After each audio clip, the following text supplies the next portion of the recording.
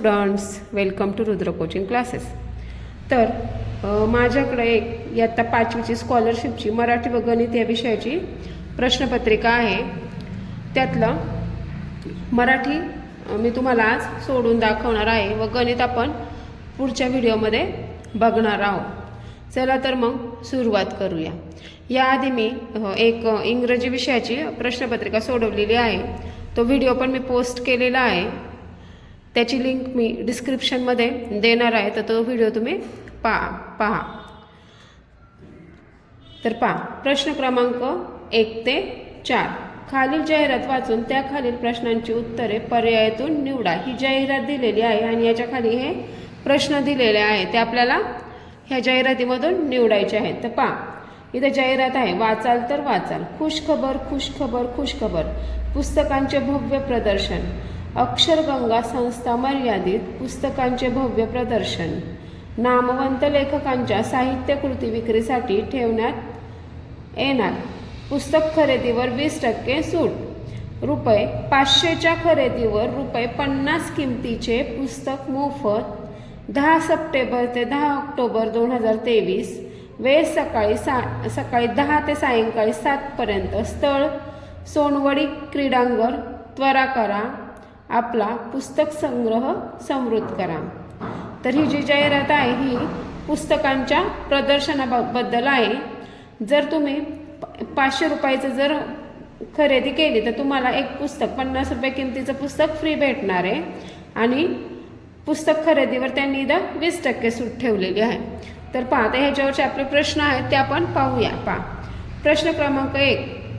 1000 रुपयाची पुस्तके खरेदी केल्यावर किती पुस्तके मोफत मिळू शकतील? तर इथंच सांगितलं ह्यांनी ₹500च्या खरेदीवर 50 किमतीचे पुस्तक मोफत, म्हणजे 500च्या किमतीवर जर एक पुस्तक मोफत भेटणार आहे तर 1000च्या खरेदीवर 2 पुस्तके मोफत भेटतील, म्हणजे ऑप्शन नंबर आहे 2. प्रश्न 2 आहे, ही जाहिरात कोणत्या कार्यक्रमासंबंधी आहे? तर ही जाहिरात आहे पुस्तक प्रदर्शनाविषयी. इथं आहे ऑप्शन नंबर 2, पुस्तकांचे प्रदर्शन. तर प्रदर्शनात पुस्तकांवर किती टक्के सूट मिळणार आहे? इथं दिलेलं आहे 20%. तर ऑप्शन नंबर 3 आहे इथं 20%. हे प्रदर्शन कुठे भरवण्यात येणार आहे? तर इथं दिले 5. स्थळ सोनवडी क्रीडांगण. हे प्रदर्शन सोनवडी क्रीडांगण येथे भरवण्यात येणार आहे. प्रश्न 6 आहे, पाणी पाजणे या वाक्प्रचाराचा अर्थ काय?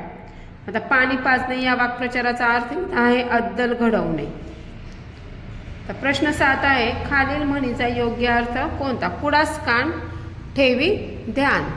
तिथं 4 ऑप्शन आहेत. नेहमी सावधगिरीने बोलावे. मागून येऊन वरचढ होणे. एकाने काम करावे, दुसऱ्याने फायदा घ्यावा.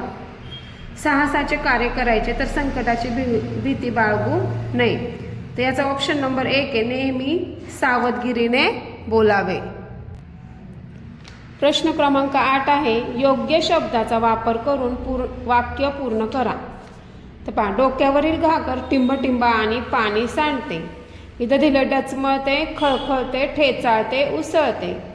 डोक्यावरील घागर इथं योग्य शब्द आहे डचमळते. प्रश्न 9 ते 11. पुढील 3 वाक्ये सुसंगत होण्यासाठी प्रश्नातील रिकाम्या जागी योग्य शब्दाचा पर्याय निवडा. आता इथं 9, 10 आणि 11 हे 3 वाक्य सुसंगत व्हायला पाहिजे. टिंबटिंब हा मोठा जादूगार आहे. इथं पहिलं येईल निसर्ग. दुसरा आहे, तो वृक्ष रखरखीत टिंबटिंब रूपच पालटून टाकतो. तो वृक्ष रखरखीत सृष्टीचे. तर त्याच्या पडण्याने वृक्षवेली हिरव्या रंगाच्या विविध टिंबटिंब नटतात, विविध छटांनी नटतात.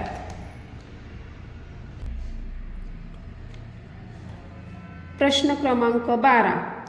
पुढील प्रश्नातील शब्दापासून अर्थपूर्ण वाक्य तयार केल्यास एक अनावश्यक शब्द शिल्लक राहतो. तो शब्द पर्यायातून निवडा. आता अंतराने इथं लिहिले गटकन झपकन गिळली गोळी.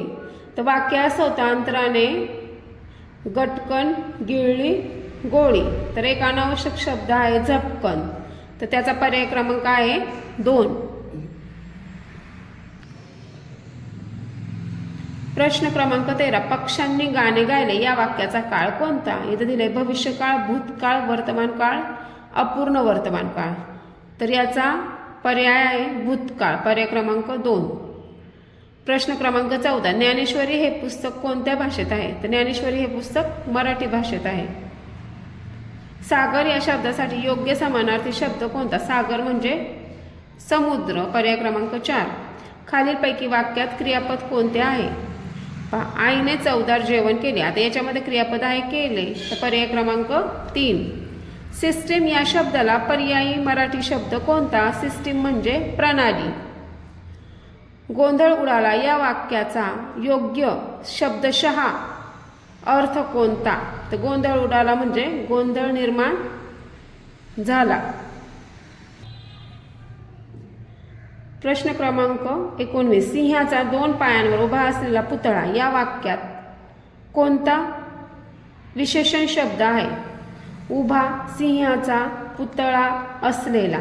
आता सिंहाचं हे नाम आहे, पुतळा पण नाम आहे, असलेला हा शब्द होत नाही.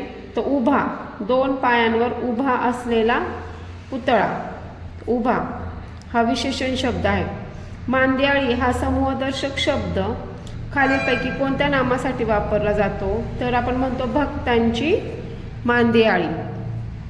प्रश्न क्रमांक 21, हातची राख लावून घेतली या म्हणीचा अर्थ काय?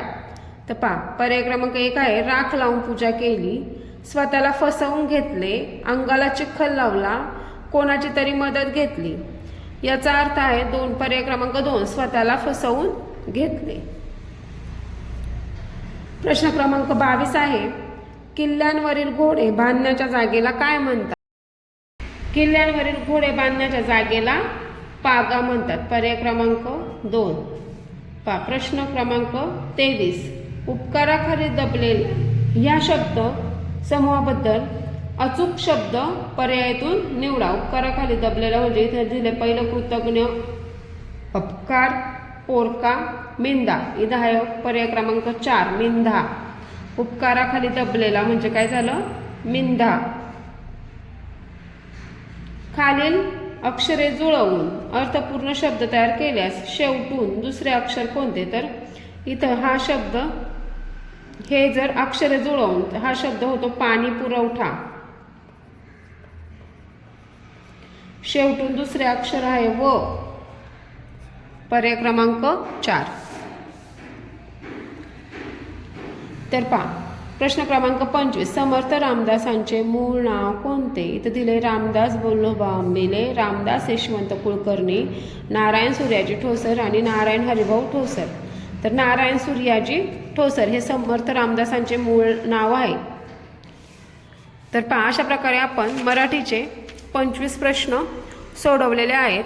यामधला गणित हा भाग राहिलेला आहे, तर तो आपण पुढच्या व्हिडिओमध्ये पाहणार आहोत. जर हा व्हिडिओ आवडला असेल तर चॅनलला सबस्क्राईब करा, तसेच व्हिडिओला लाईक करायला विसरू नका.